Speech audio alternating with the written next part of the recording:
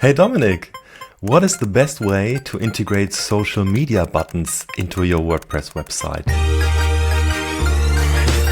Oh, Steffen, hey. That depends, of course. Like always. Like always, yeah.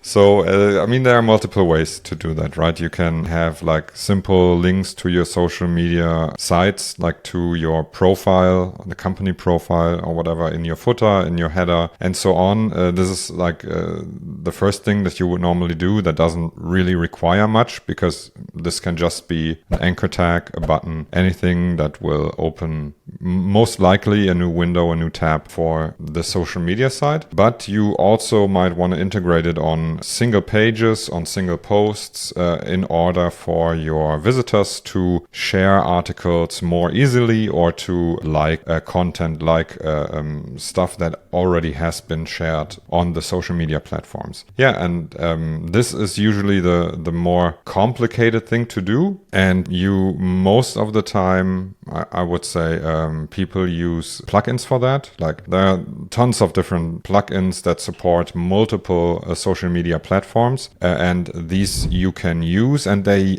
lot of the times they also require you to have like an app in this social media network, or in the social network, in order to connect your WordPress, and we've talked about this, like your WordPress instance, to your account, right? But actually this is a lot of the time overkill, and there are just links as well.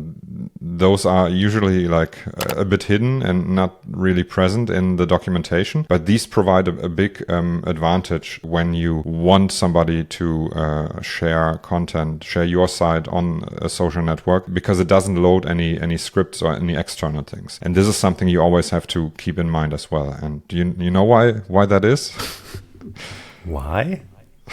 Yes. Well, this is also a topic we've talked about quite often already, but you have to take the GDPR into consideration, or any other like privacy laws that apply to where your visitors come from. And usually how these plugins or share buttons work is that they take like some snippet, some HTML element, and load JavaScript and convert this element into a share button. And this actually loads JavaScript from the servers of the social network, and thus are like you need your visitor to actually confirm that it's okay for them to do that, right? It's not only about cookies, it's also about the request, because you're transmitting an IP address and so on. So this is again a bit controversial probably, and we've gone into that in the past as well. But in general, I would say every time that you integrate a social media share button via JavaScript, so with the SDKs that the social network provides, then you need your visitor to confirm this before, or to agree to that before you actually do that, right? And there are multiple ways, again, to do that. You might have a cookie notice at the beginning, like a consent management tool to get the info right up front. Then you can also say, okay, when you click the share button, that only then you will tell the visitor, with clicking that, you will be transferred to external website and so on. So again, multiple ways to do that. And from what we have seen, and also because of performance considerations, usually those solutions are the best where you don't actually load any JavaScript, any SDK, but you open a window, or like a new window, with the share URL that has your URL, with the URL that you want to share, like already set up and open in a new window, with a small notice actually before you open that you will leave your website, right? So I think share buttons that were coming from the social networks used to be much more popular when you had much more control over what was shared. Like, for example, you were able to pre-fill the text box with your own custom text that you want people to share. But most social networks deprecated this kind of feature and just said, okay, no, please use the embed information only, kind of, or we're scraping that anyways from your website, and let the people themselves decide what kind of content they want to share actually. And since then, it doesn't make a huge difference anymore if you use the given SDK and buttons from a social network or you build it yourself, because it's just this link that gets opened in a new tab or in a pop-up window. I just found out also that Facebook or Meta added a huge disclaimer to their website when it comes to integrating a like button or also a share button.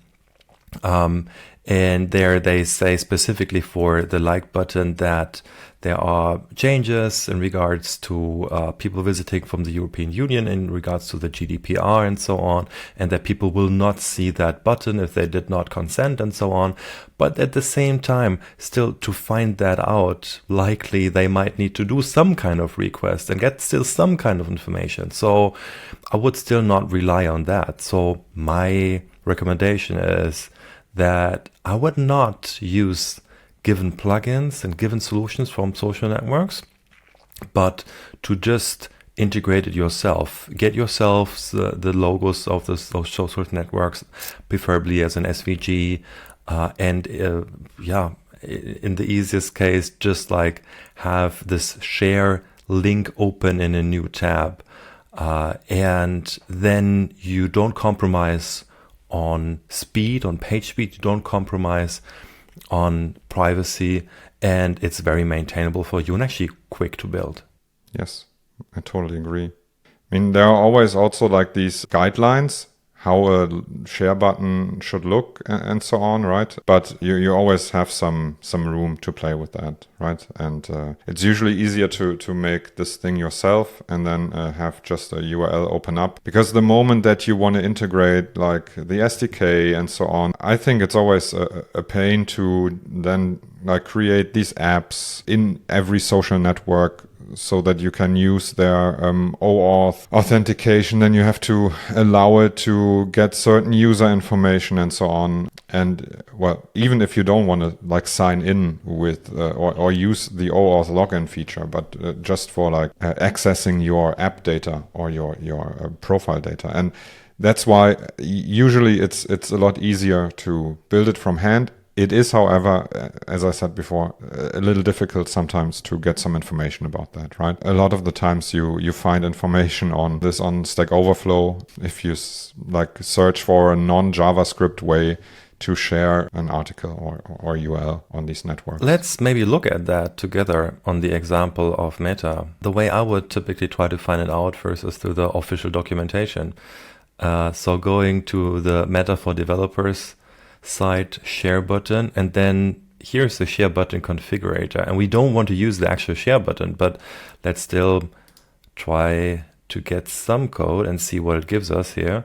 And there, with the proposed JavaScript solution, you will see here actually the share link, facebook.com/sharer/sharer.php, and then this is the encoded URL, right? And this is what you would need to change the value for the you get param here to, and this should be then your URL, right? And then you don't have to use all this wrapping div and JavaScript and so on, but only create a link opening in a new tab, or if you want to do a more advanced version, to open a pop-up with JavaScript yourself and pass that link. Yeah, can you click on the iframe solution for a second? Yeah, I don't see it because I did not consent.